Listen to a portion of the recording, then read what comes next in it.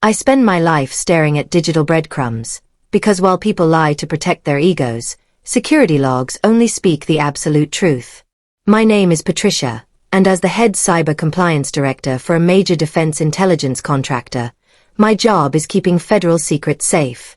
Most people imagine hackers in dark rooms when they think of data theft, but in reality, the biggest threat to national security is usually an entitled executive who thinks rules are optional suggestions. It was a grey Tuesday afternoon while I was buried in routine server audits when I noticed an unauthorized ping against our most classified network. Our entire infrastructure is linked to verified biometric clearances, yet someone was using a ghost account from 5 years ago to probe our primary air-gapped drive. My stomach tightened as I dialed our internal IT manager to figure out who was bypassing our security grid. He confessed through a trembling voice that our CEO had personally demanded the backdoor access for his son. The CEO had forced IT to grant full administrative rights to his 27-year-old son Julian, who held 0 security clearance and 0 real-world experience. Julian was a former crypto enthusiast turned chief strategy officer, who believed corporate safety measures were merely stifling his creative genius. He wanted unfettered access to our military forecasting data so he could build an AI demonstration for upcoming Pentagon meetings. Bypassing those firewalls was a massive breach of federal law that carried immediate criminal liability. Instead of causing a scene in the hallway, I opened a separate encrypted terminal and sent a priority incident report directly to the National Security Agency. That evening, Julian used those executive master keys to override our primary failsafes and extract top-secret files. I watched the live logs in disbelief as he pulled raw military datasets and uploaded them directly to an unsecured third-party cloud server. He had just committed a massive federal crime, and I made sure every single packet transfer was logged for the authorities. The next morning, the entire company gathered in the atrium for a mandatory presentation where Julian stood proudly on stage alongside his father. With supreme arrogance, Julian announced to 200 employees that he had liberated our confidential data to train a public commercial AI model. He even pointed me out in the crowd, mockingly declaring that my traditional firewalls were relics of the past that slow down true innovation. I stood there silently, letting him publicly confirm every detail of his illegal data exfiltration.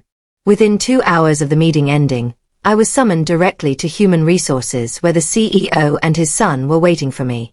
They accused me of creating a toxic atmosphere, declared I was no longer a cultural fit, and demanded my immediate resignation. They offered me a minor severance package if I signed a non-disclosure agreement, which I flatly refused to do. The CEO smugly confiscated my security badge and had me escorted out of the building, completely unaware that his actions had triggered a federal counterintelligence response. Sitting in my car outside the complex, I opened an encrypted messaging app and received a direct confirmation from my contact at the NSA. They designated me as a protected whistleblower, ordered me to stay off the grid, and confirmed that federal agents were taking position. I drove home, made myself a hot cup of tea, and waited while the government built an airtight criminal case against the executive suite.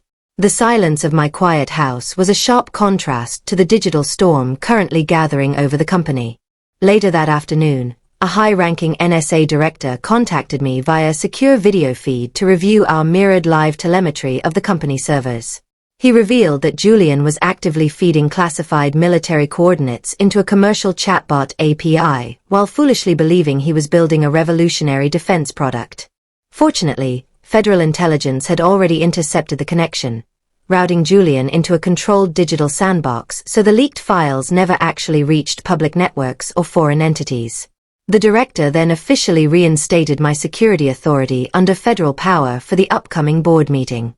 The following morning at 11:30, I parked across from the corporate headquarters and monitored the executive boardroom camera feeds from my tablet. Julian and his father were lavishly entertaining a high-ranking military general, boasting about how their new artificial intelligence system could process defense logistics in seconds. Julian proudly explained to the general that his platform operated on a public hybrid cloud to maximize speed, completely oblivious to the massive security vulnerability he had created. Right as he attempted to run a live demonstration, the entire network screen went dark. Federal agents suddenly entered the executive suite, completely cutting all external communications and placing the entire building under emergency lock. Director Vance stepped into the boardroom, threw his official credentials onto the table, and declared the entire floor an active crime scene. The CEO tried to assert his authority, but the general stood up in disgust upon realizing that top-secret military data had been exposed to unsecured public networks. I walked into the room moments later, leaving the CEO completely speechless as he realized I was working directly with federal authorities. Julian began crying hysterically as agents explained that his public cloud host was actively being scraped by foreign intelligence actors. The CEO desperately tried to shift the blame, claiming it was an innocent mistake and offering to pay corporate fines to settle the matter. However, the federal agents reminded him that mishandling classified military data and firing a protected whistleblower carried mandatory prison time under the Espionage Act. With their corporate contracts suspended and federal indictments looming, both men watched their careers and freedom evaporate in seconds. The chairman of the board rushed into the room in a complete panic as company stock prices plummeted from the news of the raid.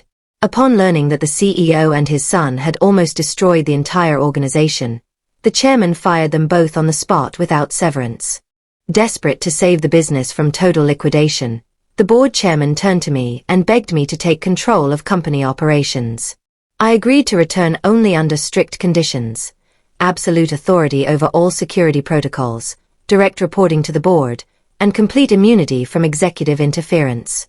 Federal agents handcuffed the disgraced CEO and his son, leading them out of the building to face formal prosecution for their reckless negligence. As they were escorted past the lobby, the once arrogant executives looked completely defeated, reduced to facing the harsh reality of their own actions. Real authority is never about title or bravado.